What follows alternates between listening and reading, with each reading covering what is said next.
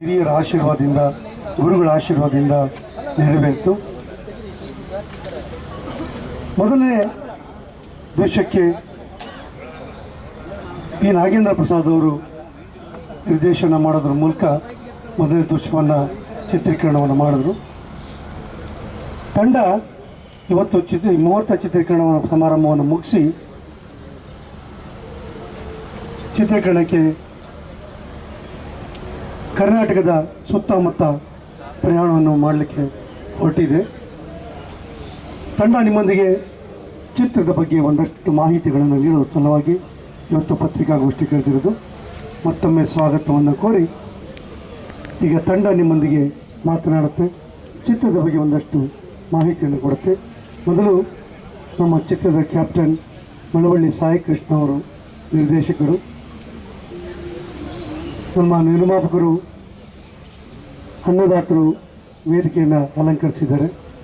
ಅವರು ಮೊದಲು ಮಾತಾಡಲಿ, ಅವರ ಪರಿಚಯ, ನಂತರ ತಂಡದ ಬಗ್ಗೆ 4 ಮಾತು, ನಂತರ ತಂಡ ಅವರವರ ಅಭಿಪ್ರಾಯಗಳು, ಚಿತ್ರದ ಬಗ್ಗೆ ಒಂದಷ್ಟು ಮಾಹಿತಿ, ಪಾತ್ರಗಳ ಬಗ್ಗೆ ಒಂದಷ್ಟು ಮಾಹಿತಿಯನ್ನು ನೀಡಿದ್ದಾರೆ ಅಂತ ಹೇಳ್ತಾ ಮತ್ತೊಮ್ಮೆ ನಿಮಗೆ ಸ್ವಾಗತವನ್ನು ಕೊಡ್ತಾ ಇದ್ದೀವಿ.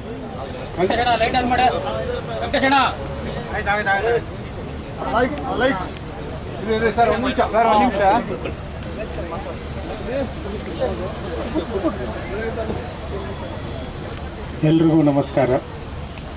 ನಾನು ಡಾಕ್ಟರ್ ನಾಗೂರ್ ಅಂತ, ವಿಜಯಪುರ. ಆಯುರ್ವೇದ ಮತ್ತು ಅಲೋಪತಿ ಎರಡೂ ಪ್ರಾಕ್ಟೀಸ್ ಮಾಡ್ತಾ ಇದ್ದೀನಿ.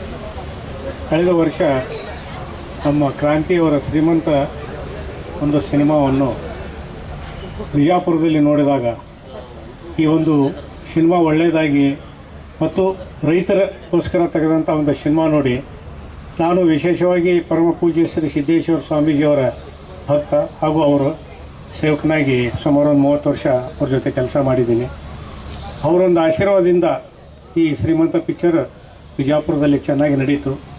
ಆಮೇಲೆ ಆಶ್ರಮದ ಎಲ್ಲ ಸ್ವಾಮೀಜಿಯವರು, ಸುಮಾರು ಒಂದು 100 ಜನ ಸ್ವಾಮೀಜಿಯವರು ಈ ಶ್ರೀಮಂತ ಪಿಕ್ಚರನ್ನು ನೋಡಿ ವೀಕ್ಷಣೆ ಮಾಡಿ ಚೆನ್ನಾಗಿ ಮಾಡಿದ್ದಾರೆ.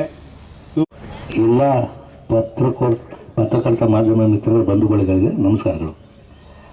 ನಾನು ಮಾತಾಡಿ ಮಾತುಗಳನ್ನೆಲ್ಲ ಬರೆದು ಸಾಕಾಗಿತ್ತು.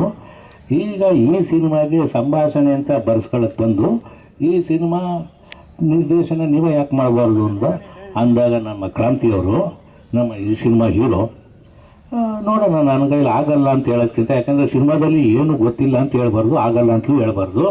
ಅದಕ್ಕೋಸ್ಕರ ನಿರ್ದೇಶನಕ್ಕೆ ಮಾಡ್ಕೊ ಒಪ್ಕೊಂಡೆ.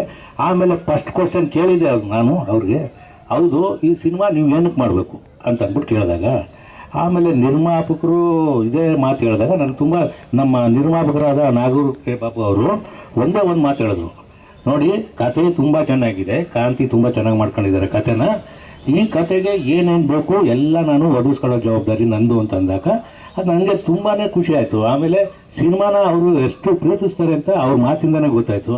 ಅಲ್ಲ ಸರ್, ನಿಮ್ಮ ಸಿನಿಮಾ ಅಕಸ್ಮಾತು ಇದು ಬಡ್ಜೆಟ್ಟು ನೀವೆಲ್ಲ ತಡ್ಕೊಂತೀರ, ಮುಂದೆ ಲಾಭ ಬರುತ್ತೆ ಅಂತ ಏನಾದ್ರು ಮಾಡ್ತಾ ಇದ್ದೀರಾ ಅಂತ ಕೇಳಿದಾಗ, ಲಾಭ ನಷ್ಟಗಳ ಚಿಂತೆ ನನಗಿಲ್ಲ. ಏನು ಅಂತಂದರೆ ಕನ್ನಡದಲ್ಲಿ ಸಗವಿ ರೀತಿಯ ಚಿತ್ರಗಳನ್ನ ಮಾಡೋ